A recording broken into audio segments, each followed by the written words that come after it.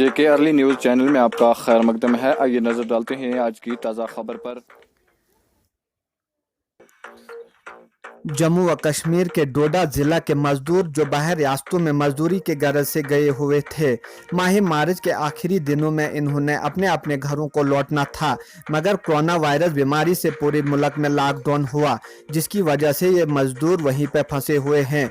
इन मजदूरों ने मुल्क के वजीर आजम व दीगर लीडरान से गुजारिश की है कि इन लोगों को उनके घरों तक पहुँचाया जाए, क्योंकि इन लोगों के पास न पैसे हैं और न ही खाने पीने के लिए राशन पानी दस्तयाब है, जिसकी वजह से ये मजदूर लोग परेशानी के आलम में हैं।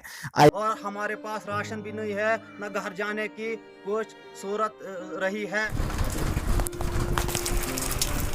सभी हजरात से गुजारिश है, पानी पीने से हम हिमाचल में काम कर रहे हैं।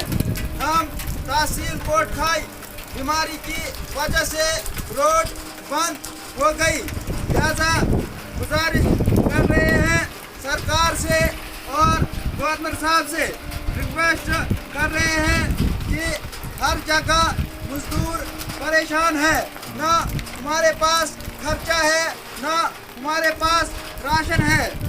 हम डिस्ट्रिक्ट डोडा के रहने वाले हैं।